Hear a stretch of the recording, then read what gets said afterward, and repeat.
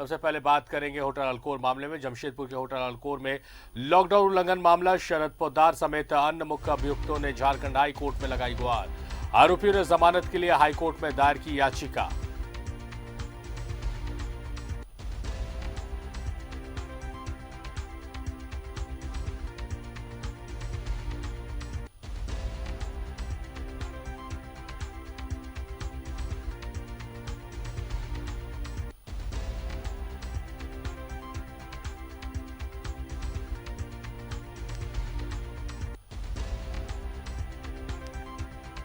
तो जमशेदपुर के hotel Alcor में लॉकडाउन उल्लंघन का मामला।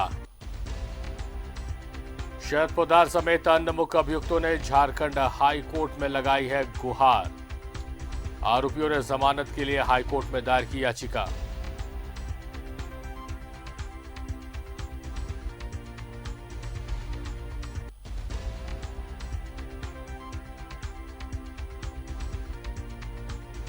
विनीत हमारे सहयोगी हमारे साथ फोन लाइन पर मौजूद है। विनीत, होटल अल्कोर में जो लॉकडाउन का उल्लंघन का मामला है उसमें जो तमाम आरोपी हैं, निचली अदालत से उन्हें राहत नहीं मिली है। अब उच्च न्यायालय में राहत की उम्मीद लिए उन्होंने दरवाजा खटखटाया है।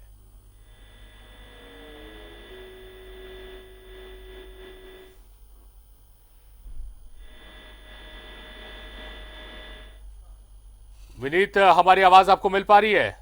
अरे सवाल दोहराएं।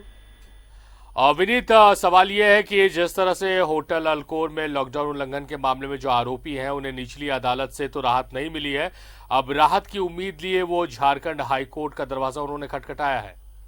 शारिफ, झारखंड हाई कोर्ट में सभी आरोपियों को के द्वारा जमानत याचिका दाखिल की गई है और कोर्ट से जमानत के लिए गुहार लगाई गई है। अब यह पूरा प्रकरण एक बार फिर से हम अपने दर्शकों को बताएं कि जमशेदपुर के बिष्टुपुर में जो एक फेमस होटल है होटल अल्कोर, वहां पर लॉकडाउन के दौरान कई तरह की गतिविधियां देखने को हमने दर्शकों को दिखाई थी कि वहां पर किस तरह से सरेआम लॉकडाउन की धज्जियां उड़ाई जा रही थी। होटल के बंद कमरे में रासलीला रही जा रही थी, अय्याशी की जा रही थी।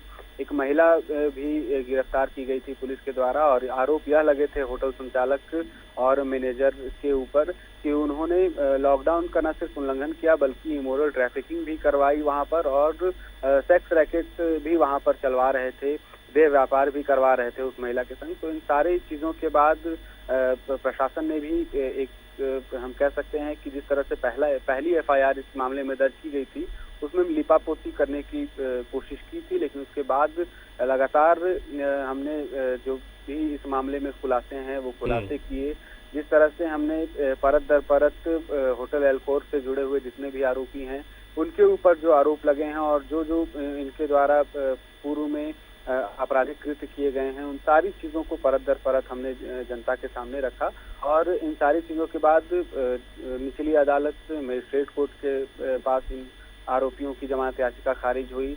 जिला जज की अदालत में इनकी जमानत याचिका खारिज हुई और अब इन्होंने अपनी जमानत के लिए झारखंड हाई कोर्ट में उम्मीद से याचिका दाखिल की है। लेकिन आप जिला जज के यहाँ जिस तरह से आप देखें कि जमानत याचिका खारिज हुई है और जमानत याचिका खारिज होने के दौरान